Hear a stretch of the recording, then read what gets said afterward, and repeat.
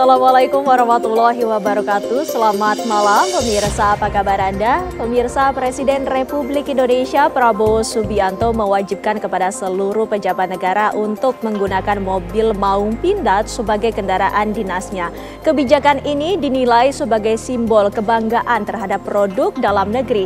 Lantas, apakah ada pesan politik di balik instruksi tersebut dan bagaimana pula tanggapan dari para menteri? Kami akan hadirkan perbincangannya bersama sejumlah narasumber. Saya Windy Wellingtonia. Dan saya Vena Kitan. Pemirsa, kami juga akan hadirkan pembahasan untuk Anda pasca kesepakatan gencatan senjata. Israel masih terus menyerang Gaza, Palestina hingga menewaskan lebih dari 100 warga sipil. Lantas akankah Israel mendapatkan sanksi dan akankah gencatan senjata terancam runtuh? Kami akan membahasnya untuk Anda di Apa Kabar Indonesia Malam.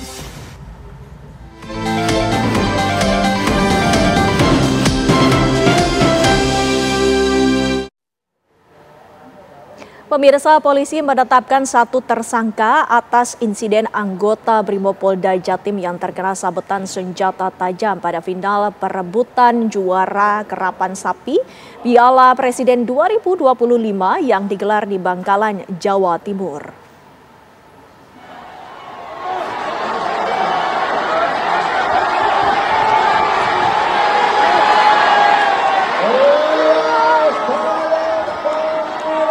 Final kerapan sapi berakhir ricuh antara pemilik sapi karena hakim garis salah angkat bendera.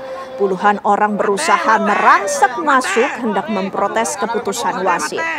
Saat itulah anggota Brimopolda Jatim, Barada Alvin Adam, yang melakukan pengamanan terluka karena terkena sabetan senjata tajam jenis celuri.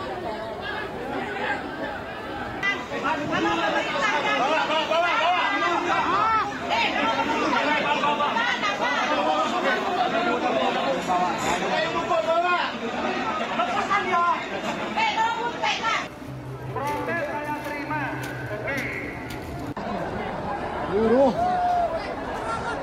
kamu mesti ada, kamu buruan.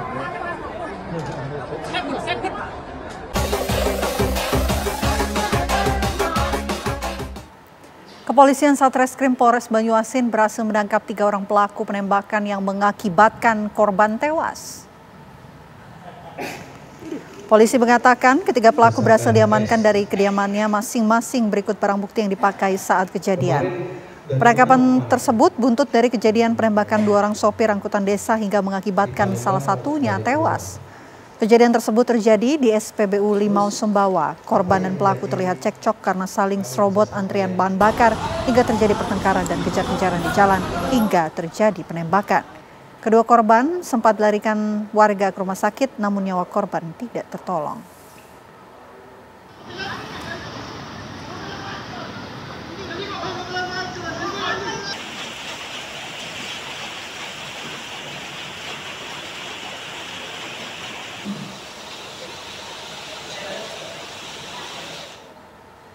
Pemirsa, polisi melakukan prarekonstruksi kasus penganiayaan yang dilakukan seorang ibu hingga menewaskan anak tirinya berusia 6 tahun di Rawapanjang, Kabupaten Bogor, Jawa Barat. Prarekonstruksi dilakukan secara tertutup oleh Kepolisian Resor Metro Depok di tempat kejadian perkara. Prarekonstruksi menghadirkan tersangka tunggal yang memperagakan 20 adegan. Pelaksanaan prarekonstruksi menarik perhatian warga sekitar yang prihatin dengan nasib korban dan kesal dengan perbuatan tersangka. Diketahui pelaku memiliki 3 anak dan korban menjadi satu-satunya anak tiri.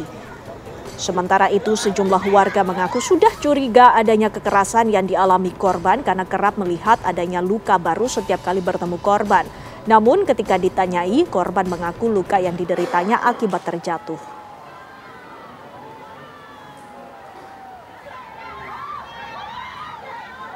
Ngelayat saya nggak ngeliat mukanya, tapi ada tetangga saya yang ngeliat itu mukanya pada lebam, pada biru-biru. Saya cuma ngeliat kakinya doang. Sedangkan itu pas ngeliat juga bajunya belum dibuka, masih pakai baju yang semalam gitu. Terus juga dia setiap hari itu ada aja luka-luka yang di bibir, yang di mata, yang di jidat, yang di kepala pada benjol gitu. Jadi warga setiap hari sering ngelihat kondisi si anak begitu ya, pada apa namanya ya? Udah pada curiga, cuman kita emang lagi selidiki diam-diam. Kita taunya udah meninggal. Belum ada bukti. Belum bukti jelas gitu. Sedangkan dia di rumah itu nggak pernah dengar nangis gitu, kejer atau apa. Kita nggak tahu kalau di dalam gitu ya. Pernah nanya nggak sih Bu sama anaknya? Pernah ditanya, kamu kenapa itu kok pada benjol, kataku gitu. Terus kata dia gini, itu aku jatuh dari kamar mandi, aku kejedot gitu. Alasan nggak pernah ngaku ya Bu ya? Alasan tuh anak.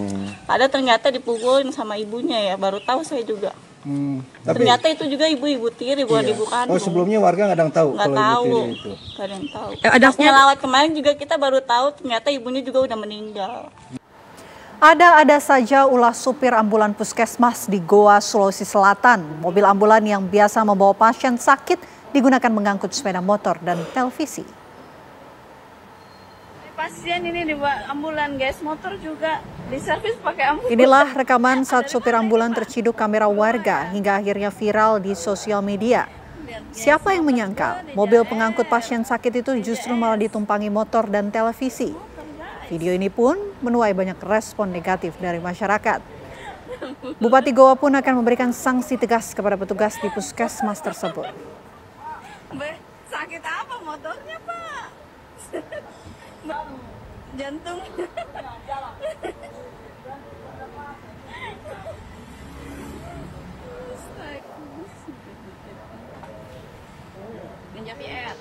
Seorang warga meninggal dunia saat diantar ke rumah sakit menggunakan tandu. Akses warga menuju fasilitas kesehatan tidak bisa dilalui oleh kendaraan maupun mobil. Seperti inilah pemirsa rekaman warga di Jorong Kayu Pasak Nagari, Kabupaten Agam, Sumatera Barat ketika menandu seorang lansia bernama Barun yang mengalami sakit parah. Warga berinisiatif menandu karena akses di kampungnya tidak bisa dilalui kendaraan roda 4 untuk menuju ke lokasi fasilitas kesehatan terdekat. Sejauh 6 km warga menandu Barun, hingga akhirnya kakek berusia 65 tahun itu tidak tertolong dan meninggal dunia sebelum sampai ke lokasi fasilitas kesehatan.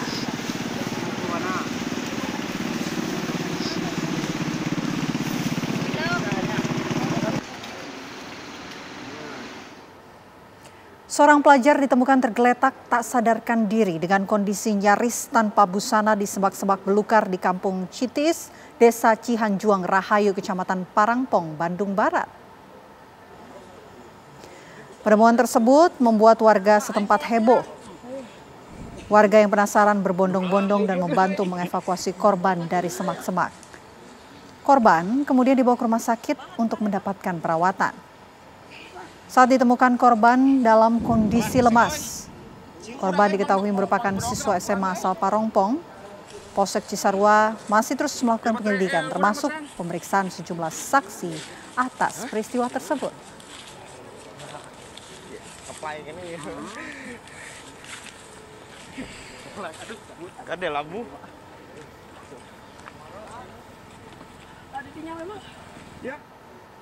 Kecelakaan beruntun melibatkan 5 kendaraan terjadi di Jalan Raya Jogja, Magelang, Jawa Tengah. Dari rekaman CCTV di lokasi kejadian terlihat sebuah dump truck diduga mengalami remblong dengan kencang menyeruduk 4 kendaraan yang berada di depannya ketika berhenti di lampu merah di Desa Blondo, Kecamatan Mungkin. Akibat tabrakan tersebut 2 orang mengalami luka-luka. Bahkan salah satu korban terjepit badan kendaraan. Proses evakuasi dan penyelamatan korban berlangsung cukup menegangkan karena petugas harus memotong rangka kendaraan terlebih dahulu.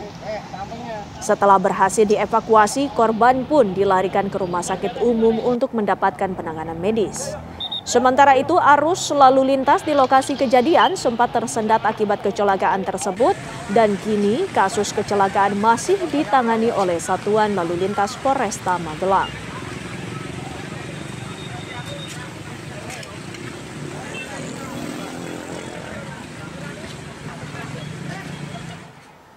Truk trailer tertabrak kereta api di perlintasan sebidang terjaga Jalan Kaligawe, Semarang, Jawa Tengah. Perjalanan kereta terganggu serta menyebabkan kemacetan panjang di jalur Pantura.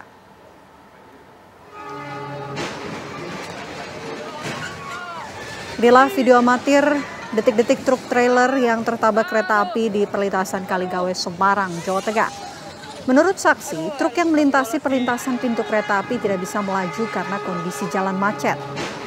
Akibat insiden tersebut, lokomotif dan kereta pembangkit kereta Harina mengalami kerusakan dan harus ditarik kembali ke stasiun Tawang untuk mengganti lokomotif dan kereta pembangkit.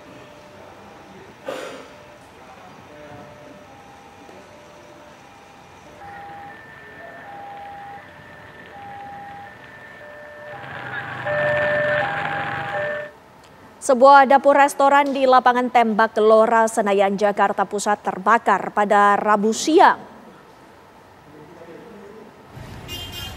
Tampak kepulan asap tebal terus keluar dari celah atap restoran ini dan berdasarkan informasi kebakaran ini terjadi saat karyawan tengah memasak dan ada kebocoran pada 2 tabung gas. 2 orang karyawan telah mencoba melakukan penanganan darurat namun hanya berhasil memadamkan 1 unit tabung gas. Sementara 1 tabung gas lainnya menyemburkan api dan membakar seluruh ruangan dapur.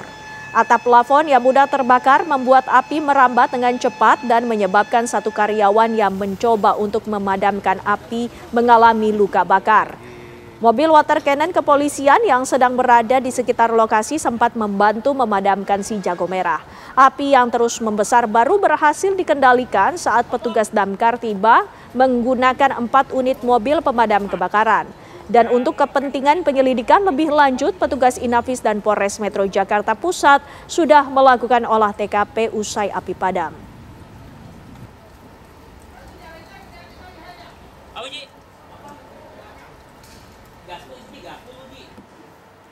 Gubernur Maluku Utara Shirley Juanda Laos mendatangi Komisi Pemberantasan Korupsi pada Rabu siang tadi. Kedatangan sang gubernur di Gedung Merah Putih adalah untuk melakukan konsultasi terkait pencegahan korupsi di daerah Maluku Utara yang masih berada di zona merah. Shirley berkeinginan agar skor monitoring, controlling, surveillance, and prevention atau MCSP Maluku Utara terus membaik. Salah satu penyebab rendahnya skor MCSP Maluku Utara adalah masih terdapat 300 dokumen dari 660 yang diperlukan yang belum diunggah ke sistem oleh pemerintah daerah. Gubernur Maluku Utara ini menargetkan seluruh proses penginputan dokumen akan selesai sebelum batas waktu tanggal 30 November mendatang. Kita tuh masih rendah, jadi ada dokumen-dokumen dari inspektor itu yang belum di-upload. Kemudian monitoring untuk pelayanan publik dari pendidikan, kesehatan, Dukcapil, perizinan, ada dokumen-dokumen pun yang belum di-upload. Pokoknya dari total 660 dokumen kita masih ada sekitar 300-an dokumen yang belum di-upload. Dan tadi berdiskusi kendalanya di mana supaya semuanya bisa di-upload on time sebelum November 30. Presiden Prabowo Subianto menerima kunjungan Presiden Afrika Selatan Cyril Ramaphosa dan melakukan pembicaraan bilateral. Presiden Ramaphosa yang pertama kali berkunjung ke Jakarta usai terpilih menjadi presiden pada 2019 disambut langsung Presiden Prabowo di Istana Merdeka. Dalam pertemuan bilateral tersebut, kedua presiden sepakat untuk meningkatkan kerjasama lintas sektor meliputi perdagangan hingga pertahanan. Berdasarkan keterangan Menteri Luar Negeri Sugiono, dalam sektor perdagangan Afrika Selatan akan mengekspor kedelai dan daging sapi yang diperuntukkan mendukung program prioritas Indonesia. Sementara di sektor pertahanan, salah satunya adalah melaksanakan latihan bersama pasukan pertahanan kedua negara. Presiden Ramaphosa juga mengundang Presiden Prabowo untuk hadir dalam KTT G20 November mendatang di Johannesburg, Afrika Selatan.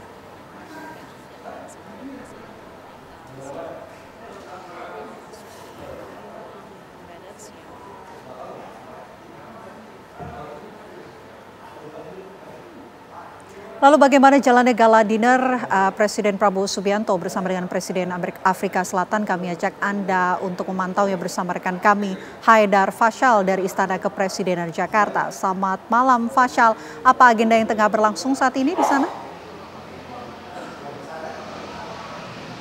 Ya baik Vena, Widi dan juga pemirsa, memang setelah melakukan pertemuan kenegaraan pada siang hari tadi yang berjalan begitu hangat dan juga komprehensif, pada malam hari ini Presiden Prabowo Subianto kembali mengundang Presiden Afrika Selatan Cyril Ramaphosa beserta jajaran dan juga sejumlah pihak lainnya untuk hadir dalam jamuan santap makan malam kenegaraan di Istana Negara tempat kami mengabarkan saat ini. Acara sendiri, Vena dan juga pemirsa, baru akan berlangsung pada pukul 19 waktu Indonesia Barat atau pukul 7 malam waktu Indonesia Barat nanti. Artinya hingga sampai saat ini memang berbagai persiapan masih terus dilakukan. Kami juga belum melihat adanya sejumlah pejabat ataupun dari pihak delegasi duta besar yang hadir ke Istana Negara Jakarta. Adapun terkait dengan jamuan santap makan malam pada hari ini, Vena, Widi dan juga pemirsa, memang bertujuan untuk menghormati kehadiran dan juga kedatangan Presiden Afrika Selatan Cyril Ramaphosa di Indonesia dalam tur di Asia Tenggaranya, di mana selain Presiden Afrika Selatan, Presiden Prabowo Subianto juga mengundang 120 orang lainnya. Jadi total ada 121 orang yang diundang, Vena, Windy dan juga pemirsa, dari berbagai unsur. Yang pertama tentunya adalah Kepala Negara Afrika Selatan, lalu juga ada Duta Besar negara di kawasan Afrika.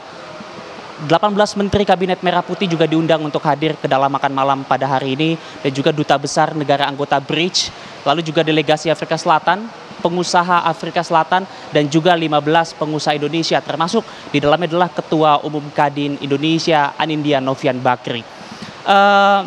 Untuk saat ini memang belum diketahui, Vena, Windy dan juga pemirsa, apa yang akan menjadi pembahasan. Tapi kalau kita berkaca pada pengalaman makan malam yang dilakukan oleh Presiden Prabowo Subianto dalam menyambut tamu kenegaraan, memang biasanya ini akan berlangsung lebih santai jika dibandingkan pada pertemuan kenegaraan siang hari tadi. Dan di momen ini pula biasanya akan terjadi sebuah perbincangan ataupun bahkan pencarian relasi, dan juga biasanya juga terjadi kesepakatan personal antar berbagai pihak yang hadir dalam pertemuan malam nanti. Terlebih tadi saya sampaikan juga bahwa dalam pertemuan ini Presiden Prabowo Subianto mengundang pengusaha Afrika Selatan dan juga pengusaha Indonesia. Dan kalau melihat salah satu kesepakatan yang dicapai pada siang hari tadi, ini adalah kedua negara sepakat meningkatkan nilai perdagangan antara kedua negara. Bahkan Indonesia juga dikatakan membuka peluang untuk membentuk preferential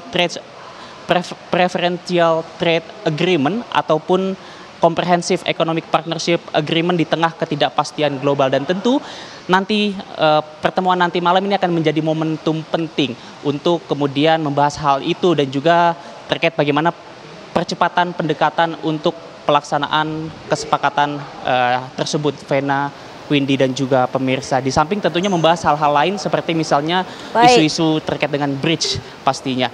Untuk sementara demikian, kami kembalikan ke studio, Vena, Windy dan juga pemirsa. Baik, terima kasih Haidar Faisal atas informasinya langsung dari Istana Kepresidenan Jakarta. Dan pemirsa, kami masih akan kembali selepas jeda. Presiden Republik Indonesia Prabowo Subianto menunjukkan langkah serius bersih-bersih sektor tambang dari para mafia. Kami akan hadirkan ulas utas sesaat lagi.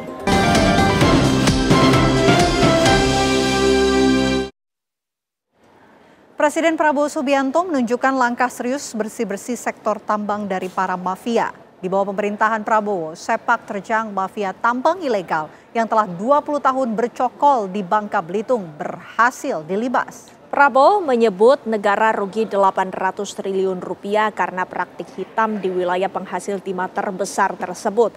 Selengkapnya dalam ulas utas, Prabowo sikat habis mafia tambang ilegal.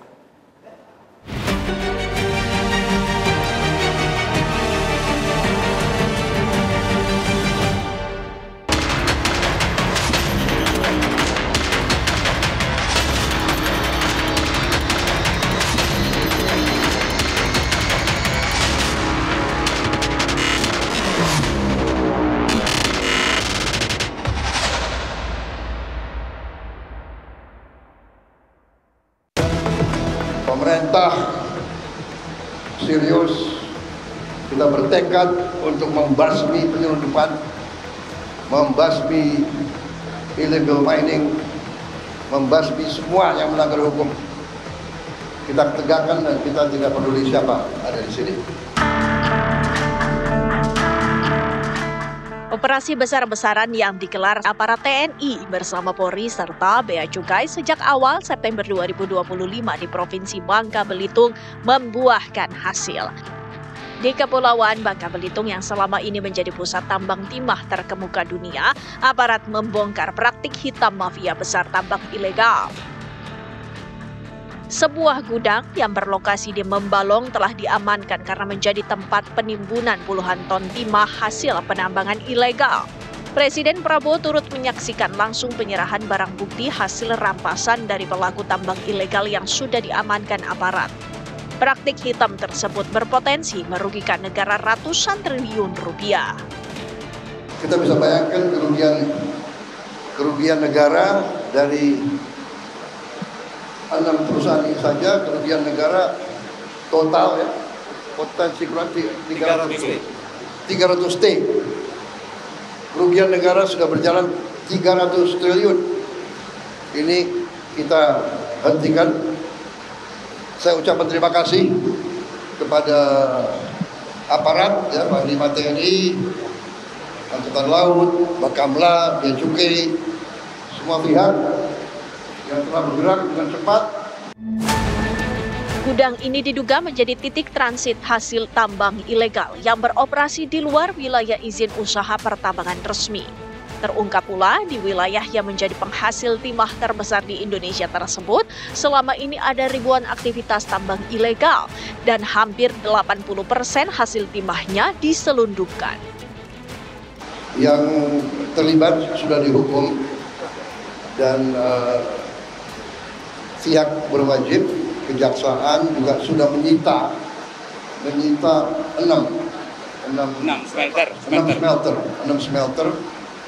Dan di tempat-tempat smelter itu, sebagaimana kita lihat, sudah ada tumpukan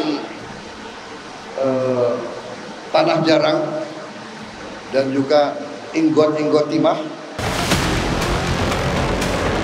Presiden Prabowo Subianto terus menunjukkan komitmen serius menyikat bersih mafia tambang ilegal.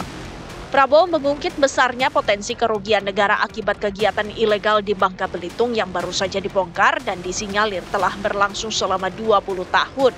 Menurutnya, jika dikalkulasi, negara telah rugi 800 triliun rupiah. Diperkirakan kerugian itu 40 triliun setahun, dan ini sudah berjalan kurang lebih hampir 20 tahun. Jadi kita bisa bayangkan 30 triliun atau 40 triliun, katakanlah kita ambil angka rendahnya, katakanlah 20 triliun tiap tahun, yang sebenarnya lebih, kurang lebih ya. Lembaga-lembaga internasional pun sudah mengkaji sekitar 3 miliar dolar setahun kerugiannya. Kalau dikali 20 tahun itu adalah ya 800 triliun. Saya melihat bahwa Pak Prabowo memberikan sebuah terobosan yang besar dalam rangka kita untuk menata sektor pertambangan kita yang memiliki potensi dan peluang yang besar sekali, tetapi masih sering disalahgunakan, terutama oleh mereka-mereka yang melakukan penambangan secara ilegal. Dan ilegal ini saya bukan berbicara dalam konteks adalah pertambangan rakyat yang kecil-kecil, tetapi adalah pertambangan yang besar, yang dikoordinir secara masif, sistematis, dan juga memiliki peralatan dan kelengkapan serta modal yang besar. Nah, ini adalah mereka-mereka yang sesungguhnya menikmati hasil tambang kita secara ilegal dan tidak memberikan kontribusi kepada pendapatan negara melalui PNBP maupun merusak lingkungan. Jadi ini adalah terobosan besar dari Bapak Presiden untuk melakukan penanggulangan terhadap masalah-masalah illegal mining ini. Ya, keberhasilan aparat penegak hukum membongkar kegiatan tambang ilegal dalam 1 tahun pemerintahan Prabowo Gibran menjadi terobosan besar pemerintahan Prabowo yang tak boleh berhenti. Langkah menyikat mafia tambang harus semakin nyata, karena faktanya di hampir setiap wilayah yang kaya akan hasil tambang, disitulah menjamur para mafia tambang ilegal. Saya ingatkan masih banyak tugas kita. Masih banyak tambang yang ilegal, kerugian kita juga mungkin puluhan triliun kalau tidak ratusan triliun. Mafia tambang ini sudah sangat parah menurut saya. Hampir di semua tambang, batu bara, bahkan timah dan tambang-tambang yang lain, itu sudah pasti ada mafia tambang tadi. Dan ini sudah berjalan lama, merugikan negara dalam jumlah yang besar gitu ya. Mereka tidak membayar pajak, tidak membayar royalti, kemudian sering bertabrakan dengan masyarakat adat, rakyat setempat dan lain sebagainya itu. Dan selama ini hampir tidak tersentuh oleh aparat. Mengapa praktik tambang ilegal seperti sulit dihilangkan? Mereka bahkan seperti mati satu tumbuh seribu. Nah, modus yang digunakan oleh mafia tambang tadi, awalnya dia beroperasi secara legal. Tetapi kemudian melakukan ekspansinya itu sebagian besar dilakukan secara ilegal tadi. Nah, dalam ekspansi tadi juga mereka tidak segan gitu ya, mengambil tanah rakyat, tanah adat, dan mereka tanpa bisa melawan sama sekali. Karena memang dia sangat kuat gitu ya. Dia mafia tambang tadi itu terjadi semacam persekongkolan gitu, antara mafia tadi dengan pejabat pengambil keputusan di pusat maupun daerah. Kemudian juga ada backingnya, aparat. Aturan hukum mengenai praktik pertambangan sebenarnya tak ada yang kurang.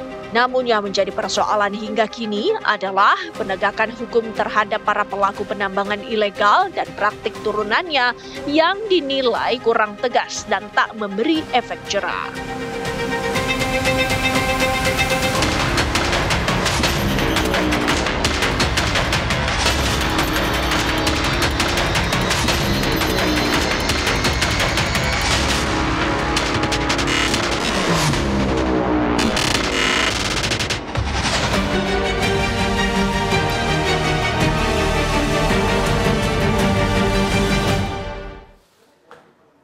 Pemirsa, Presiden Republik Indonesia Prabowo Subianto menginstruksikan kepada seluruh jajaran menteri untuk menggunakan mobil Maung Pindad. Nah, seperti apa? Kami akan hadirkan perbincangannya bersama sejumlah narasumber usai jeda pariwara berikut ini.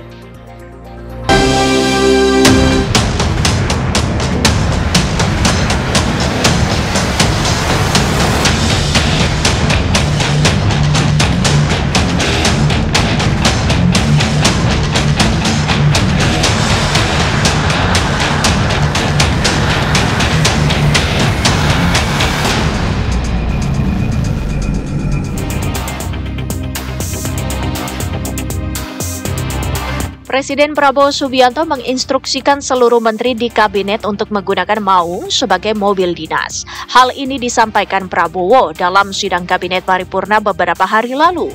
Presiden Prabowo meminta para menterinya untuk tidak lagi menggunakan jenis mobil lain saat bertugas atau dipanggil ke istana. Meski demikian, para menteri tetap dibolehkan menggunakan mobil selain Maung asal pada hari libur saja. Prabowo mengatakan Indonesia perlu bangga karena mampu memproduksi mobil Maung Pindad. Ia sendiri telah menggunakan mobil tersebut sejak dilantik menjadi presiden tahun lalu. Seperti diketahui, Maung adalah kendaraan bermotor 4x4 yang diproduksi oleh PT Pindad BUMN yang bergerak di bidang industri pertahanan. Lantas pesan politik apa di balik instruksi Presiden mewajibkan mobil Maung sebagai kendaraan dinas para menteri? Lalu apa tanggapan para menteri dengan Maung menjadi kendaraan dinas?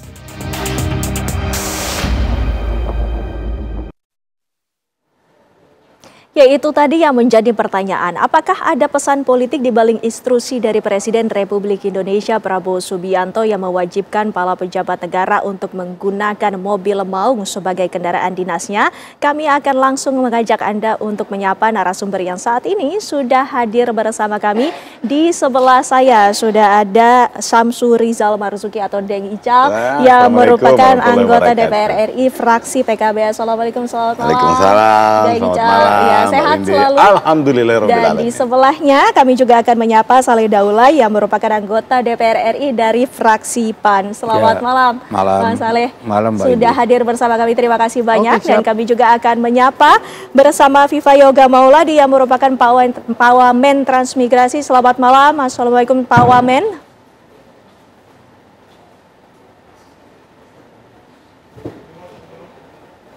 Baik. Dan di tengah-tengah kami yang baru hadir juga kami akan menyapa, sudah ada Prof. Nyarwi Ahmad yang merupakan pakar komunikasi politik. Selamat datang Prof. Nyarwi, sehat selalu. Ya, tentunya sebelum kita berbicara tentang permasalahan ataupun instruksi dari Presiden Republik Indonesia ini, pertama-tama pemirsa kami akan mengajak Anda untuk mendengarkan pernyataan dari Presiden Republik Indonesia Prabowo Subianto. Saya berangkat, saya pergi, saya mau incognito, jadi saya nggak mau pakai, saya pakai mobil biasa, tapi saya pakai Alphard. Udah lama saya nggak menikmati Alphard. Enak juga ini ya. Tapi, Prabowo, ingat, kamu Presiden Republik Indonesia, harus beri contoh. Ya sudah, pakai maung terus. Dan sebentar lagi, saudara-saudara semua harus pakai maung. Saya nggak mau tahu tuh.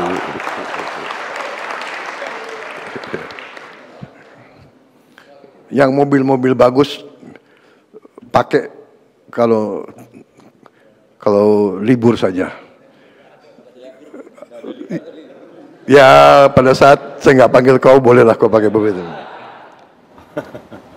Ya, itu tadi kita sama-sama sudah mendengarkan pernyataan dari Presiden. Langsung saja kita tanyakan kepada Bang Viva Yoga. Bang Viva, mungkin Anda bisa memberikan tanggapan? Baik, kita akan mencoba untuk menghubungi kembali bersama Bang Viva Yoga. Namun pertama-tama kita langsung saja menanyakan kepada Deng Ical. Deng Ical, ini pernyataan yang sangat menarik ya dari Presiden Republik Indonesia Prabowo Subianto. Boleh kita minta tanggapannya? Boleh. Yang penting adalah sudah ada goodwill. Ya. Dan ini patut untuk kita apresiasi. Walaupun goodwillnya Pak Presiden kemarin itu ada satu yang kurang sreg lah bagi saya. Karena dia bilang yang bagus-bagus nanti dipakai kalau nggak sama saya. Berarti ini kurang bagus. Padahal mobil ini menurut saya ya bagus lah dalam konteks kelasnya.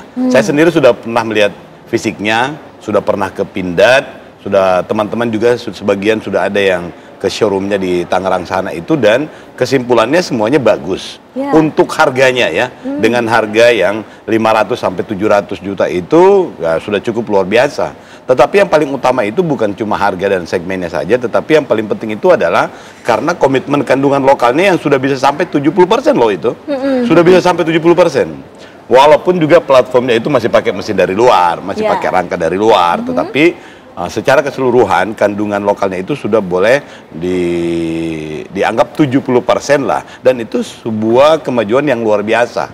Saya juga kaget, secara pribadi kaget karena ini kurang ada tanda-tanda tiba-tiba disampaikan, dideklarasikan untuk semuanya pakai. Padahal sebenarnya dari awal pelantikan beliau sebagai presiden itu, dan kita pernah membicarakan di komisi soal industri strategis pertahanan dan bagaimana termasuk dengan undang-undang tahun 2019 tentang penggunaan sumber daya untuk pertahanan, itu kita sudah bicarakan itu sebagai bagian dari industri strategis nasional. Tetapi ternyata beliau tidak memberikan tanda-tanda, langsung memerintahkan. Mudah-mudahan ini diikuti dengan dukungan administrasi. Teman-teman di kementerian dan lembaga ini sudah punya budget atau punya sumber daya untuk bisa langsung mengadakan, dan sudah berkoordinasi dengan PT Pindad bahwa dalam 1-2 bulan ke depan ini sudah mampu menyediakan 54 kementerian, ya 108 dengan wakil-wakil menteri, dan mungkin sekjennya juga dan lain-lain, itu bisa jadi 200-an. Dan mudah-mudahan juga teman-teman di DPR nanti, Bang Saleh dan Prof ini juga bisa punya kesempatan kebagian, walaupun tentu dengan perlakuan yang kurang lebih sama. Ya, Bang Saleh, boleh kita minta tanggapannya. Apakah menurut Anda ada pesan politik di balik instruksi dari Presiden ini, Bang Saleh? Ya, tentu menurut saya ya tentu ada makna-makna politik yang saya kira bisa dicerna oleh kita semua. Salah satu begini, ini kan persaingan industri otomotif itu sudah terasa sekali, karena di Indonesia saat ini kalau saya lihat itu ada banyak sekali perusahaan-perusahaan otomotif yang sekarang berlomba-lomba untuk menjual barang dan produknya di Indonesia. Salah satu yang begitu besar sekarang adalah BYD kan, itu lumayan besar. Dan saya kira itu memiliki daya tarung dan daya saing yang cukup besar juga di Indonesia. Nah karena itu kalau kita bandingkan dengan apa yang kita miliki saat ini kan ya, belum ada apa-apanya kita gitu. Apalagi di negara-negara tetangga sebelah, ya baik di Malaysia, Vietnam dan juga beberapa negara lain yang dekat dengan kita. Ini mobil nasional mereka itu sebetulnya sudah berjaya, katakan seperti itu, karena sudah dipakai juga. Dan tidak ada bedanya dengan ternyata mobil-mobil buatan katakanlah dari Jepang, Korea atau juga dari Eropa dan Amerika. Jadi itu sebetulnya saya kira pesan itu ada. Itu satu. Kemudian kedua, saya percaya kalau Presiden Prabowo mengatakan ini kita harus punya gitu, saya percaya itu bisa terjadi. Hanya saja memang Presiden harus fokus juga bagaimana supaya industri otomotif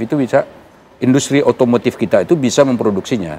Jangan sampai nanti kita berharap lahir 6.000, 7.000 mobil seperti itu ternyata produsennya atau industrinya tidak sanggup mengadakan. Jadi karena itu ini juga penting untuk diperhatikan. Jadi yang kita pertanyakan sekarang bukan sebetulnya jadi apa nggak jadinya, kan udah jadi, mobilnya sudah jalan, udah dipakai setahun sama Presiden.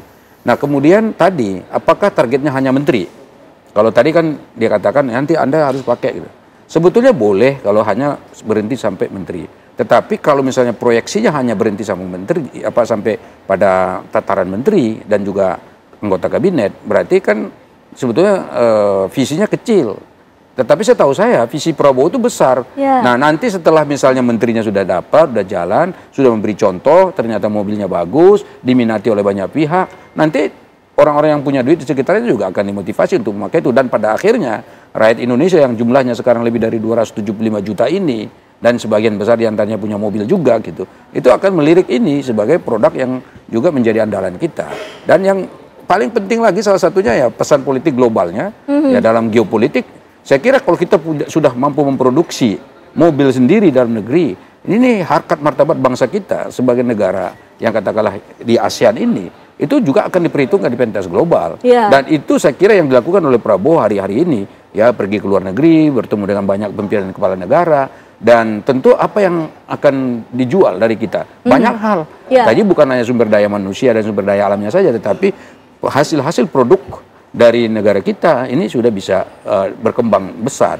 Dan pada akhirnya nanti saya juga berharap jangan hanya berhenti pada mobil ini. Sebab yang dulu zaman almarhum Presiden Habibie hidup, itu sebetulnya dia menginginkan sekali kita memproduksi pesawat. Sebab untuk konektivitas antara satu pulau dengan pulau lain, antara satu kota dengan kota lain, antara satu provinsi adalah pesawat. Dan itu tentu juga akan menjadi agenda nasional. Dan itu saya kira cita-cita yang luar biasa luhur ya. Dan kita harapkan berhasil dulu mobil ini. Ya kita doakan dan tentu kami di DPR sangat senang ya dengan cita-cita dari Pak Prabowo seperti ini. Boleh, Prof Nyawi, kita menanggapi apa yang telah dikatakan oleh kedua bapak-bapak ini. Kita akan melihat apakah benar yang disebutkan tadi bahwa pernyataan dari Presiden yang tetap dilontarkan pada sidang kabinet paripurna ini, apakah juga bisa dimaknai bahwa memang awalnya dari menteri, tapi ini merupakan simbol agar para menteri juga merupakan awal untuk kebanggaan terhadap produk dari dalam negeri? Ya, saya setuju kalau dikatakan bahwa Pak Prabowo punya semangat nasionalisme yang tidak hanya retoris ya, tidak hanya omon-omon, tapi diwujudkan dalam hal yang nyata gitu ya. Dan itu dalam bentuk rencana misalnya mengembangkan industri mobil nasional. Ini kan sebenarnya keinginan banyak orang ya. Bahkan di masa dulu gitu ya, kita hampir punya ya, namanya Timor, walaupun itu tidak berhasil ya, seperti itu. Dibandingkan banyak negara tentu saya setuju ini terlambat ya. Terlambat karena misalnya Vietnam paling enggak yang tertinggal aja 2019 sudah mulai. Malaysia jauh lebih lama lagi kan gitu. Nah, pertanyaannya adalah bagaimana itu dilakukan. Nah ini yang saya kira gitu ya menjadi tantangan ya, tidak hanya dari kepemimpinan Pak Prabowo tapi terutama dari pelaksana ya, para menteri membantu presiden dan juga kemampuan anggaran negara juga saya kira ya. Nah tetapi perlu diingat ya Windy, sebagai bangsa saya kira Indonesia itu pasar yang luar biasa dan kita selama ini hanya sekedar pasar saja dari berbagai brand atau produk-produk yang ada. Itu satu. Terus yang kedua, sudah lama juga orang kita itu kalau dengan produk asing gitu ya, mindsetnya atau mentalnya itu underdog. Pasti bagus yang asing, kira-kira gitu. Walaupun faktanya memang banyak juga yang kualitasnya itu memang lebih terjaga, tersertifikasi lebih baik. Nah, tantangannya tentu kalau misalnya tadi mau dikembangkan produk mobil nasional, sejauh mana itu kompetitif, sejauh mana kualifikasinya bagus, termasuk pricing dan harganya juga, gitu ya. Dan segmen pasarnya saya kira bisa dimulai dari kalangan elit ya. Karena kalau kita berharap di tengah kondisi ekonomi hari ini gitu ya, masyarakat itu kan kita dengar juga para pelaku industri otomotif kan juga mengeluh ya, dengan penjualan yang susah seperti itu. Nah, pertanyaannya pasarnya yang mana kan gitu. Nah, kalau dimulai dari para pejabat, para elit ya, saya kira ada. Kita contohkan saja kepala daerah berapa, 500-an lebih. Ya, dimulai dari para pejabat negara. Dan langsung saja kita tanyakan kepada Pak Wamen Transmigrasi, Mas Viva Yoga. Kita ingin menanyakan kepada Anda, menanggapi dari pernyataan dari Presiden yang mewajibkan para kepala negara, maksud kami para pejabat negara dan juga menteri-menteri ini menggunakan mobil maung pindad.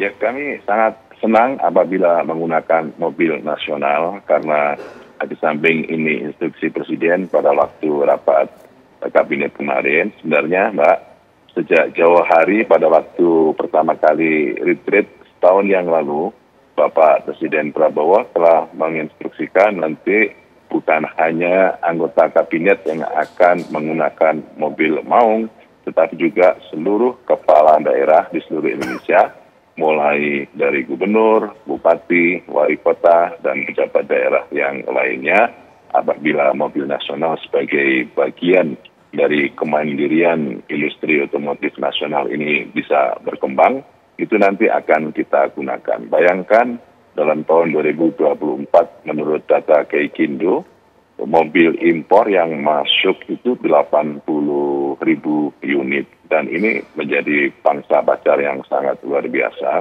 Dan kita menginginkan bahwa ada kebanggaan, ada narasi nasionalisme Indonesia yang ingin dikembangkan oleh Bapak Presiden Prabowo, bahwa hanya untuk sekelas mobil seharusnya ini bisa.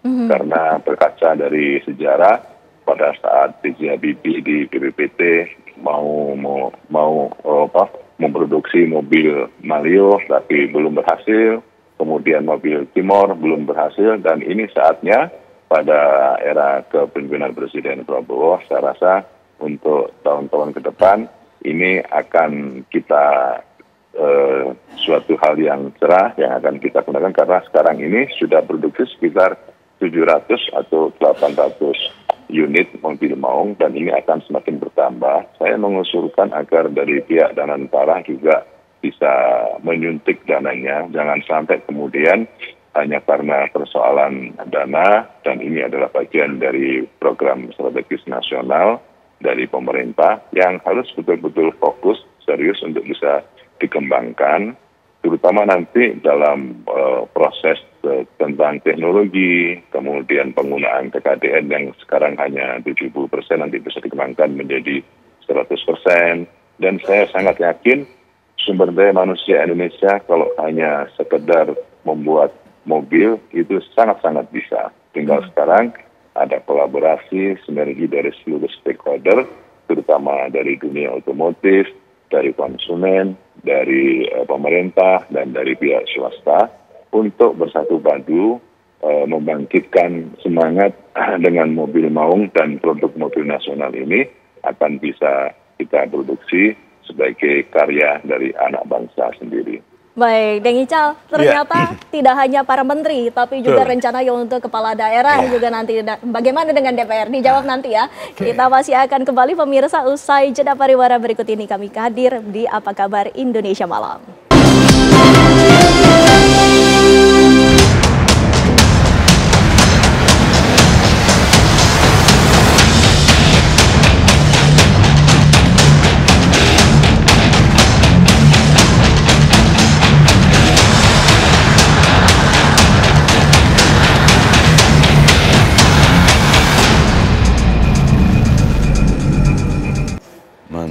Kita lanjutkan perbincangan kami. Tadi sudah disampaikan bahwa ternyata mobil Maung Pindad ini nantinya akan digunakan pula dan direncanakan akan digunakan oleh kepala daerah.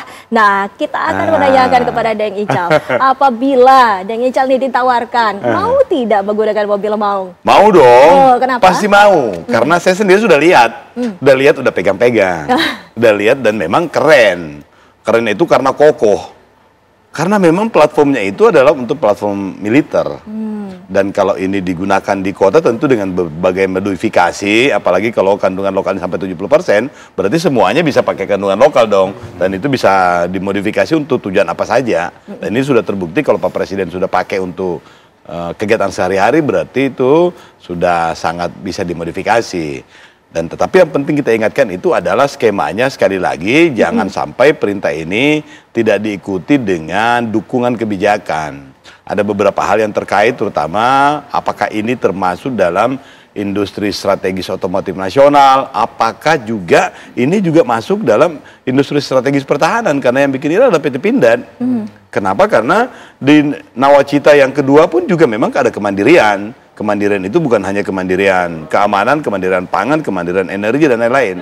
Tetapi yang paling penting lagi selain dukungan kebijakan itu adalah kemampuan kita untuk melihat apa potensi dasar Indonesia yang berkaitan dengan mobil ini. Apakah kita punya industri baja, kita punya Krakatau Steel yang sudah ada kerjasama eksklusif dengan PT Pindad. Itu sudah ada kerjasama eksklusif, tapi di bidang industri pertahanan strategis. Strategis pertahanan, dan itu yang bisa ditemukan sehingga ada value advantage yang kita punya dibanding dengan yang lain. Apalagi kita punya sumber daya seperti nikel, baterai, berarti kedepannya value advantage yang kita tawarkan itu adalah kita memiliki harga yang kompetitif karena sumber dayanya ada di Indonesia. Sehingga nanti kedepannya sekali lagi modifikasi untuk kendaraan Maung ini memang harus berbasis pada basic resources yang dimiliki oleh Indonesia. Sehingga dengan tambahan dukungan kebijakan, kemudian rasa nasionalisme dan kebanggaan untuk memakai, pasti bukan hanya sekadar bisa bersaing, pasti kita jauh dibanding dengan mobil-mobil impor yang lain. Oh, berarti jauh dibandingkan mobil-mobil impor yang lain. Ini artinya Bang Saleh, kalau menurut Anda, apakah ini artinya dari produk di dalam negeri ini sudah bisa untuk bersaing dengan produk-produk global? Ya, saya kira begini, sarjana-sarjana Indonesia yang pintar-pintar, yang bagus-bagus segala macam, justru banyak juga bekerja di luar negeri, di perusahaan-perusahaan yang sama, katakanlah perusahaan otomotif dan macam-macam itu. Jadi artinya kalau dari segi tenaga kerja atau sumber daya manusia, Indonesia ini menurut saya juga nggak ketinggalan loh sebetulnya. Dan hanya saja memang tadi kesempatan untuk membuka industri seperti ini kan sampai sekarang kan belum dibuka. Hari ini kan Presiden menyatakan akan membuka itu. Dan kita sedang membicarakan ini, dan sebetulnya kalau dikatakan ini nanti akan 3 tahun lagi, sebetulnya nggak 3 tahun, sekarang sudah ada. Sudah terbukti jalan, sudah beroperasi gitu loh. Nah kalau ditanya, apakah mungkin kita buat? Pasti mungkin. Nah masalahnya sekarang adalah, ini yang penting sebetulnya. Tadi kalau misalnya masih Pindad yang mengerjakan, gitu, Pindad kan tenaga kerja yang di dalam situ mungkin juga masih terbatas orangnya. Kemudian mungkin raw materialnya, bahan-bahan bakunya juga mungkin masih sedikit, masih terbatas. Kemudian tentu modal usahanya juga masih kecil. Nah kemudian mungkin cara menjualnya juga ini kan belum, misalnya sellernya siapa, kemudian nanti mereka akan jual kemana dan seterusnya kan juga belum. Nah karena itu mungkin ya kerja-kerja yang akan dilakukan ke depan itu harus lebih teknis. Bagaimana cara misalnya katakan ini tahun ini berapa yang akan dibuat, berapa yang akan diproduksi, siapa yang membuatnya, sarjana dari mana, apakah perlu direkrut lagi yang baru. Kemudian apakah hanya dijual di Jakarta, atau mungkin sudah ke Bandung, ke Surabaya, ke Medan, ke Makassar, atau ke seluruh Indonesia, dan seterusnya. Jadi target-target sasaran itu memang harus dibuat. Supaya apa? Dia bergerak, kelihatan ini, industri ini. Jadi kalau misalnya nggak ada geraknya, tadi hanya dipakai pada kisaran istana saja, dan anggota kabinet, dan juga kepala daerah, misalnya seperti itu, berarti kan ini terbatas sekali berarti. Jadi eksklusif lagi. Nah, kalau dia katakan eksklusif seperti itu berarti kan targetnya bukan lagi menjadi mobil nasional yang bisa dipakai oleh siapa saja. Justru Presiden dalam pikiran saya menyampaikan ini wajib dipakai oleh anggota kabinet, itu artinya bukan hanya anggota kabinet itu yang jadi target sasarannya, tetapi juga ini adalah untuk bangsa Indonesia. Nah, kalau ini sudah dipakai sebagai kendaraan nasional, semua orang bangga memakai kendaraan nasional, maka pada saat itu kita insya Allah akan ya katakanlah berhasil untuk menunjukkan bahwa Indonesia sebetulnya adalah negara maju juga. Apalagi tadi target sasaran kita ke depan kan banyak sekali. Presiden ingin kita tadi swasembada pangan, ingin agar tenaga kerja kita tertampung banyak, anak-anak kita sekolah dengan pintar, kesehatan kita bisa terjamin seperti itu. Nah, semua itu ada sangkut pautnya dengan berbagai macam, termasuk dengan industri otomotif. Nah, kalau industri otomotif kita tidak misalnya berjaya, nah sehingga uang kita sebagian besar juga diambil oleh negara-negara lain. Sebab apa? Kita beli. Ya kan, kita hanya dapat pajaknya saja masuk ke sini. Nah, ini yang mesti mungkin harus dipikirkan oleh kita semua, sehingga dengan demikian tadi cita-cita besar presiden itu bisa diwujudkan dan bisa diikuti oleh kita semua. Ya, termasuk tadi siapa saja pun anak bangsa yang punya dan keinginan untuk memiliki mobil itu ya harus diberikan ruang untuk memilikinya. Ya. Nah, itu yang penting sekali saya kira untuk disampaikan kepada publik. Gitu. Ya, Prof. Nyarwi, jika Anda melihatnya berdasarkan pernyataan dari Presiden Republik Indonesia Prabowo Subianto ini, apakah juga tersirat di dalam situ agar bisa tidak hanya dari dalam Kabinet Merah Putih saja, tetapi juga mengajak individu-individu lainnya untuk membeli dan juga tertarik untuk memakai produk dalam negeri, khususnya mobil maung ini? Ya, beberapa kali saya lihat Presiden Prabowo itu sering menyampaikan ya, sebagai leader atau pemimpin, siapapun pemimpin di berbagai level ya, itu yang diperlukan kan keteladanan, contoh gitu ya, role model, ya kan. Nah, di sini saya kira ketika menyebut anggota kabinet, ya tidak terbatas anggota kabinet, ya siapapun dalam pemerintahan yang ada di dalam kabinet. Contoh di dalam kabinet ada Menteri Dalam Negeri. Kementerian Dalam Negeri itu membawai mana kan gitu, pemerintah daerah kan gitu. Pemerintah daerah di undang-undang itu terdiri dari siapa? Kepala daerah dan anggota DPRD kan gitu. Jadi ini juga nggak hanya kepala daerah, bahkan ya segmennya yang 500-an sekian jumlahnya, atau dengan wakil kepala daerah jadi 1000-an. Ada anggota DPRD yang kurang lebih kalau nasional itu hampir mendekati 25.000 mungkin, kurang lebih atau bahkan lebih ya. Itu kan segmen pasar yang jelas gitu loh. Nah, tadi saya setuju dengan Bang Saleh Daule ya. Memang yang harus ditata itu regulasinya. Tadi Daeng Ical juga. Kita menempatkan industri mobil nasional ini ya untuk maung. Apakah masih di bawah Pindad? Pindad ini kan industri BUMN tapi dalam konteks pertahanan. Nah, sementara ini tentu berbeda ya. Orientasinya dengan kalau ini industri massal. Itu satu. Terus yang kedua, sebagai produk industri tentu mobil ini dibeli, bukan kemudian dikasih kan gitu. Dibeli artinya harus menciptakan mekanisme supply demand dalam pasar itu sendiri. Jadi selama ini misalnya kita juga lihat ya, banyak daerah itu kan juga menyewa sifatnya ya, walaupun dianggap lebih efisien dan seterusnya. Tapi ada kemungkinan nggak dikaji misalnya mereka juga membeli dengan anggarannya kan gitu, seperti itu. Nah, dan ini ya Cindy, saya kira Pak Prabowo itu konsisten dengan apa yang disampaikan di Asta Cita. Di poin yang kelima dan di poin yang ketiga yang paling menonjol ya. Poin kelima itu kan ada semangat hilirisasi dan industrialisasi. Tadi dijelaskan oleh Bang Saleh Daule juga ya. Banyak sumber daya alam kita gitu, komponen-komponennya kalau itu TKDN-nya di atas 70% bahkan, itu kan jelas di sana ada hilirisasi. Dan tidak hanya hilirisasi, juga berkembang industrialisasi kalau itu dikembangkan jadi industri massal kan gitu. Nah, itu juga ada kaitannya dengan yang ketiga, Cita, menciptakan lapangan kerja kan gitu. Nah, di sini yang saya kira tentu butuh strategi industrialisasi itu sendiri. Bagaimana peraturannya disiapkan ya dan lain-lain. Saya percaya soal kemampuan, saya setuju dengan Bang Saleh tadi ya. Banyak orang rakyat kita itu punya skill ya dan bisa diajarkan. Buktinya gitu ya, selama sekian dekade ya sekolah SMK yang bicara industri otomotif dan skillnya ke sana itu banyak. Dan saya juga dapat banyak cerita bahwa lulusan SMK mesin dan seterusnya itu banyak yang kesulitan juga kan, sekolah vokasi juga. Tentu akan disambut dengan meriah ini ya oleh anak-anak muda ya. Apa yang bisa mereka kerjakan gitu ya. Membuat produk bangsa, membanggakan juga sebagai karyanya dan laku di pasar. Nah ini kan butuh kajian ya, termasuk harga pasar dan lain-lain gitu ya. Ya tentu ada proses juga yang terkait kebijakan dengan industri yang lain yang sudah ada di Indonesia, khususnya terkait otomotif seperti itu. Cindy. Dan kita langsung tanyakan kepada Pak Wamen. Pak Wamen, tadi ada pertanyaan besar yang harus dijawab. Apakah mekanismenya itu diberikan kendaraan dinas, memang hanya diberikan secara begitu saja, ataukah memang ada proses pembelian yang dilakukan? Karena ini ada manfaatnya jika ada transaksi di sana. Ya, yang saya bayangkan ini mobil Maung itu mobil nasional, tetapi berorientasi sebagai mobil rakyat.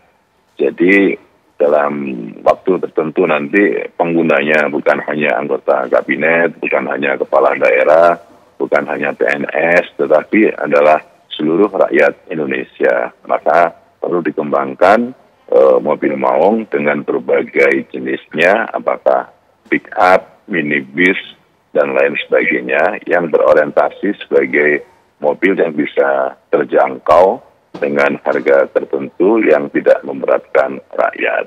Nah, yang kedua, memang ini adalah target yang harus terus diupayakan melalui kerjasama antar lembaga, terutama dalam regulasi. Kita sepakat bahwa mobil Maung itu adalah simbol dari nasionalisme, kemandirian industri otomotif nasional.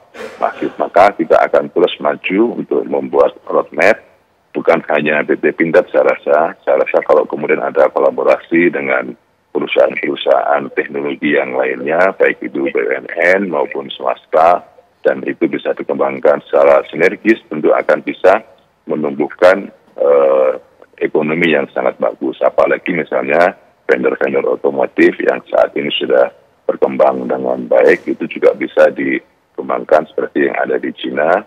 Beberapa vendor otomotif tertentu dengan spesialis tertentu itu bisa dikerjasamakan sehingga akan tumbuh bukan hanya sebagai bagian dari industri nasional saja, tetapi juga menggerakkan ya program-program kerakyatan melalui pengembangan UMKM yang berorientasi kepada otomotif, itu bisa menggerakkan ekonomi rakyat. Jadi intinya bahwa ini adalah proyek strategis yang harus kita dukung, dan keinginan dari Bapak Presiden Prabowo, sudah saatnya bangsa Indonesia memiliki mobil nasional yang perlu untuk dikembangkan dengan jelas, dengan sistem bahwa ini adalah menjadi kebanggaan dari anak bangsa, karena persoalan teknologi, persoalan kualitas sumber daya manusia, kita tidak kalah. Apalagi dengan program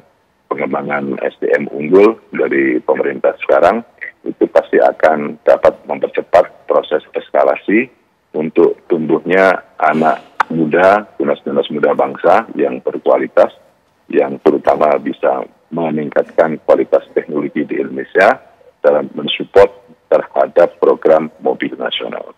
Ya, Pak Wamen tadi juga sempat disinggung bahwa mobil Maung ini juga sedianya akan dipersiapkan kepada kepala daerah dan juga pejabat-pejabat di daerah. Tapi apakah mungkin nanti dijawab ya Pak Wamen? Usai jeda pariwara berikut ini, pemirsa, kami masih akan kembali.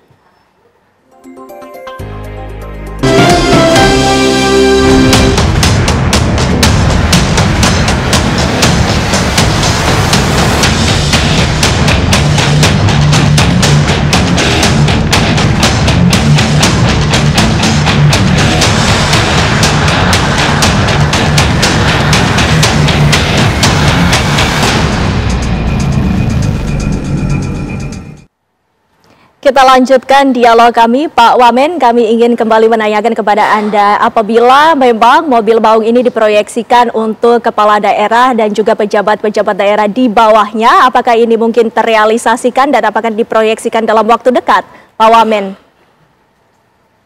Ya, saya rasa itu bisa terrealisasi, tergantung kepada PT Pindad untuk dapat meningkatkan percepatan produksinya, dibantu dengan teknologi yang bagus dan juga dengan dana yang cukup. Jangan sampai kemudian proses untuk mempercepat produksi, kemudian teknologi bisa menjadi lebih canggih lagi, tidak ada dananya. Makanya perlu ada dana yang mensupport, terutama dari dana negara, karena ini akan dijadikan sebagai proyek strategis nasional dan menjadi derivasi atau turunan dari cita Presiden. Saya rasa seluruh komponen bangsa harus mendukung ini sebagai bagian yang tidak boleh gagal lagi, karena pengalaman mobil Palio, mobil Timor, dan sekarang ini mobil Maung itu sudah cukup menjadi sebuah catatan tentang bagaimana program mobil nasional ini bisa dikembangkan agar lebih terrealisasi, lebih berhasil. Tentunya juga banyak aspek yang harus kita perhitungkan.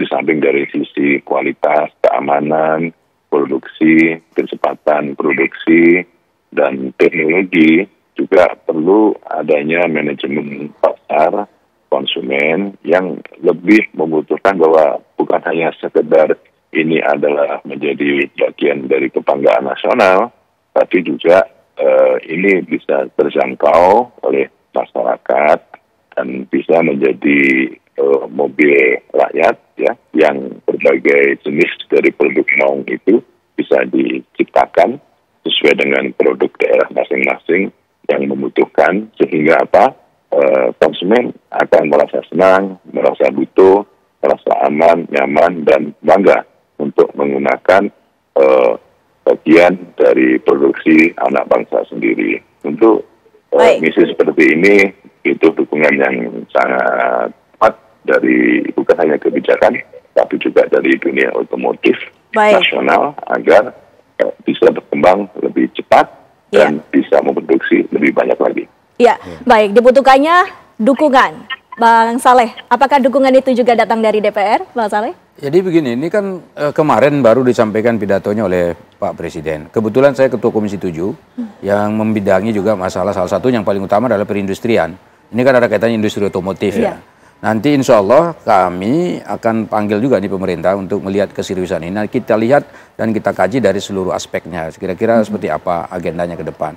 Karena tentu dari sisi kompetisi untuk menyiapkan sarana kendaraan itu untuk publik di Indonesia ini kan sangat terbuka. Kita misalnya kalaupun kita memproduksi ini, itu bukan berarti kita menghalangi katakanlah perusahaan-perusahaan lain untuk katakan dagang di Indonesia. Sama seperti kita kalau nanti ini jadi, ini justru jangan hanya dipikirkan ini akan dijual di Indonesia saja. Kalau dalam skala yang lebih besar, supaya itu ada tadi tambahan untuk penghasilan kita sebagai bangsa. Maka karena itu tadi memang kita akan lihat dulu nih kira-kira arahnya kemana, seperti apa sebetulnya. Karena kalau tanpa ada planning yang jelas, rencana yang bagus, kemudian anggaran yang cukup, kemudian bagaimana cara memasarkan, siapa yang target dan seterusnya seperti yang saya jelaskan tadi, ini tentu akan menjadi PR semua orang. Jadi bukan hanya DPR.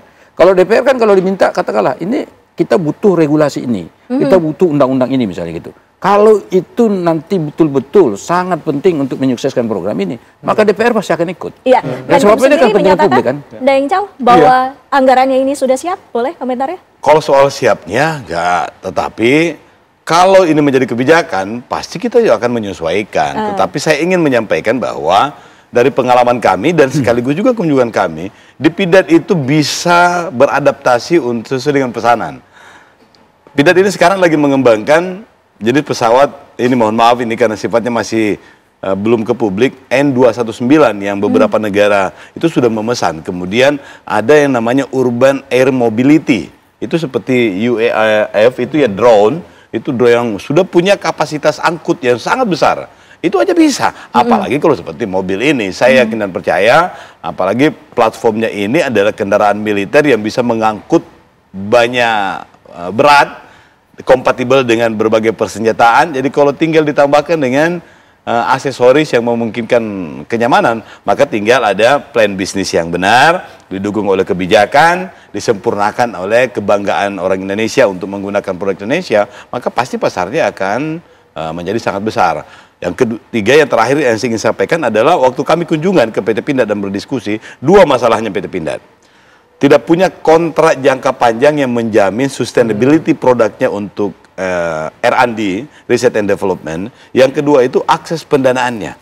Kalau dua-duanya ini sudah ada, maka saya yakin dan percaya itu bisa lari kencang. PT Pindad bisa mengajak semua teman-teman sentra produksi otomotif itu untuk bekerja sama, tentu dengan mungkin ada pembagian siapa yang bikin ini, siapa yang bikin ini, dan kemudian di-assembling oleh PT Pindad. Ya, Prof. Nyarwi, mungkin bisa disimpulkan dari pernyataan Presiden tersebut apa kemungkinan yang bisa dijaminkan dan juga apa sebenarnya efek domino dan juga dampak secara positif dari pernyataan Presiden tersebut? Ya, yang pertama saya lihat begini, ketika Pak Prabowo itu menyampaikan para menteri kira-kira gitu, ya ngasih contoh kan gitu.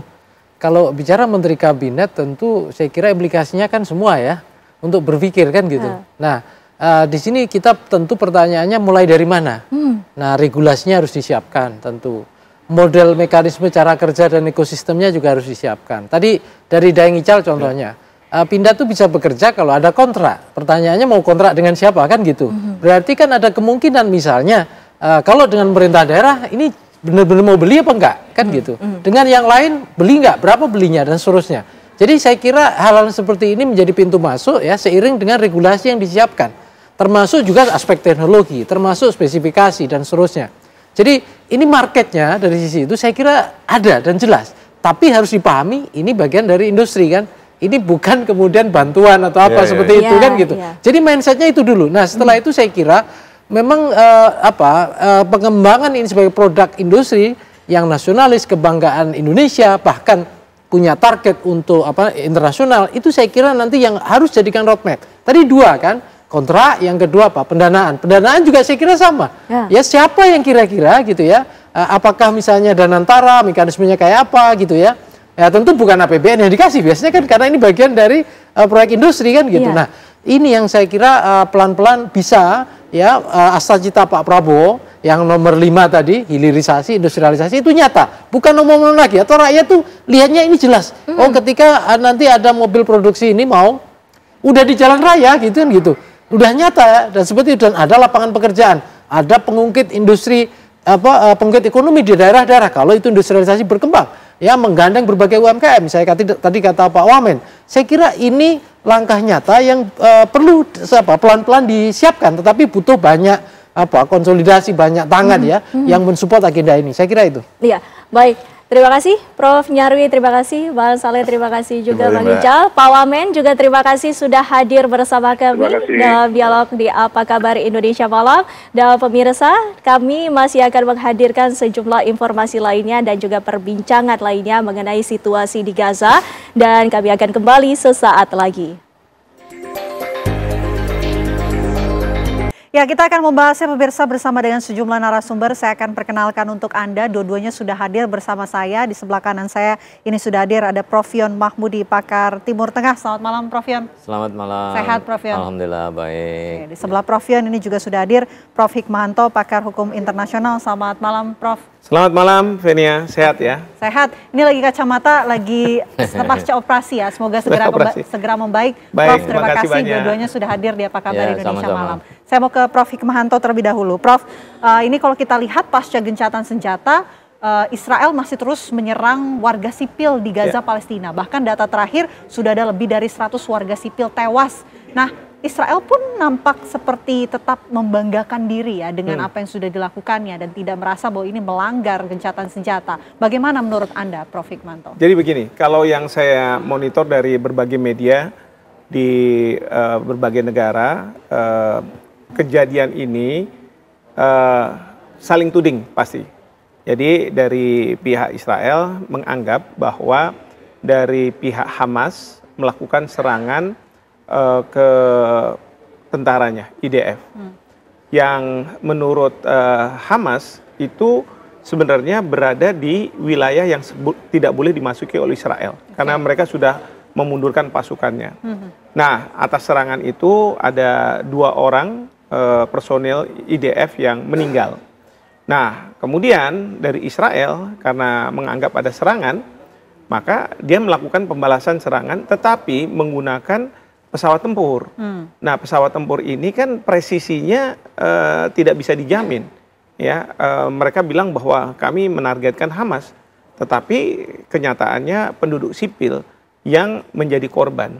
Nah, sekarang ini yang saya lihat batas yang sudah ditentukan secara elektronik itu sebenarnya kalau misalnya diterjemahkan di lapangan memang sulit diketahui karena mungkin kan nggak ada gedung-gedung, nggak ada posisinya tuh di mana koordinatnya.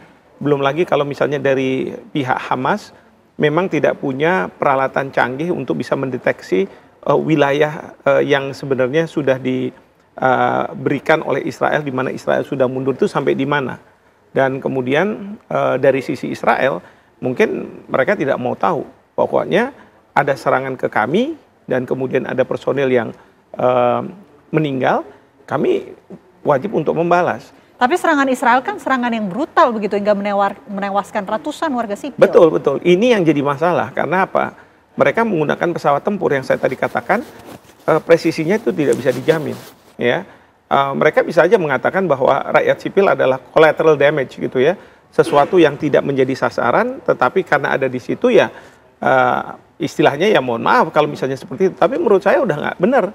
Nah, oleh karena itu yang saya lihat Presiden Trump sudah mengutus utusan khususnya Steve Witkoff dengan menantunya untuk datang dan melihat faktanya seperti apa.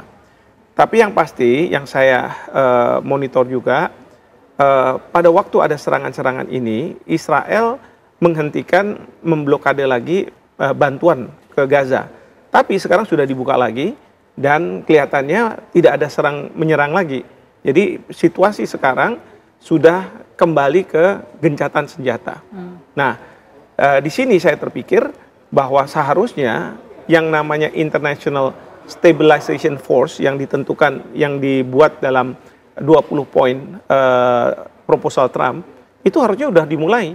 Dan harusnya kita, Indonesia, sudah mulai nih mengirim pasukan yang dijanjikan oleh Presiden. Yang putra-putri itu ya? Putra-putri itu, karena apa? Mereka ini yang akan membuat pihak Israel enggan untuk melakukan serangan. Ya. Dan ini ya bukan maksudnya saya tentara kita sebagai human shield gitu ya. Tetapi memang Israel punya keseganan apabila ada Indonesia di sana. Oke, sebelum ke situ, Prof. Yon, saya ingin minta analisanya dong dengan situasi saat ini yang walaupun seperti disampaikan oleh Prof. Hikmanto sudah balik ke posisi gencatan senjata, tapi berkali-kali melakukan penyerangan dan melanggar kesepakatan gencatan senjata.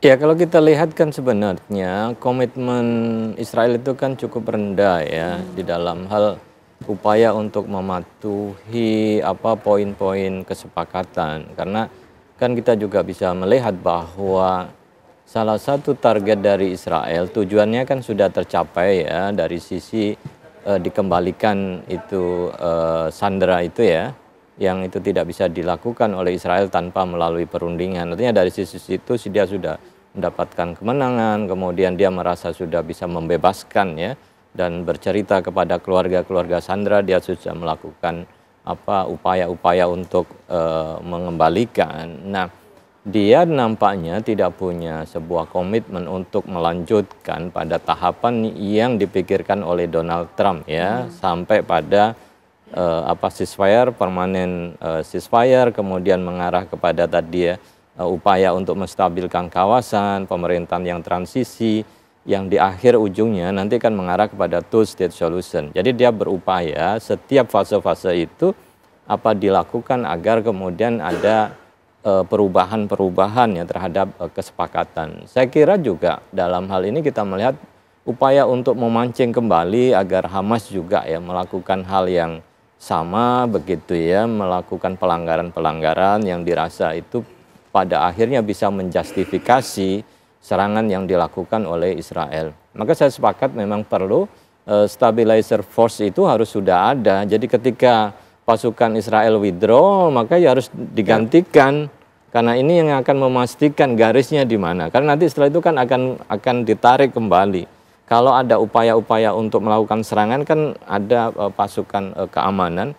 Dan itu diharapkan memang dari koalisi ya negara-negara Arab yang bersahabat, kemudian termasuk Indonesia, Turki ya. Walaupun Amerika sendiri belum memastikan karena kan tentu nggak berani pada posisi itu relasi dengan pejuang Palestina juga belum bisa dipastikan dengan kehadiran Amerika, khawatir nanti kan menimbulkan persoalan. Tapi kalau negara-negara Arab yang lain, kemudian Indonesia, dan kalau saya melihat statement dari Amerika itu kan masih menganggap bahwa kondisi ceasefire sekarang istilahnya masih better, masih lebih baik menuju tahapan yang diinginkan. Maka tentu untuk menjaga situasi agar kemudian ceasefire ini tidak mundur, ya maka harus ditegakkan kembali agar tentu negara-negara besar itu, ya Amerika dan negara-negara Arab lainnya termasuk Indonesia, harus mengawal itu agar dilanjutkan pada proses selanjutnya. Karena itulah saya kira yang akan memberikan kepastian ya ke depan ya tentang perdamaian ya katakanlah yang lebih permanen di kawasan yang menyangkut hubungan antara Palestina dan Israel. Tanpa ada upaya itu saya kira khawatir akan kembali kepada situasi masa-masa perang kemarin itu. Oke, jadi seperti apa yang dikatakan Prof Yon, Amerika masih merasa ini masih sesuai jalur gencatan senjata walaupun serangan masih banyak dilancarkan oleh Israel begitu. Itu alasan kemudian Amerika Serikat yang di awal menjadi penengah mengawal ini gencatan senjata, tapi justru sekarang diam saja dengan situasi seperti saat ini. Ya karena kan Trump sendiri kan berusaha meyakinkan bahwa yang dilakukan itu akan sukses gitu ya. Kalau ada hambatan-hambatan yang dilakukan oleh Israel, oke, akan segera juga diselesaikan. Jangan kemudian bisa merusak ya rencana proposal yang sudah dilakukan. Pasti Trump juga ingin mendapatkan kredit dan kemudian yakin bahwa perdamaian itu bisa diinisiasi dan memang hasilnya dari proposal yang disampaikan oleh Trump. Dan ini saya kira ya upaya-upaya untuk mengarah ke situ. Sementara di rakyat Palestina, Hamas sendiri kan nampaknya juga cukup siap sebenarnya untuk menuju perdamaian. Nah, sekarang ini Amerika yang sekarang lagi dicoba diperkuat itu kan berbicara tentang disarm ya, bagaimana melucuti senjata. Tetapi kan tidak mungkin senjata itu diserahkan ke siapa gitu ya. Kalau diserahkan ke Amerika pasti tidak mau.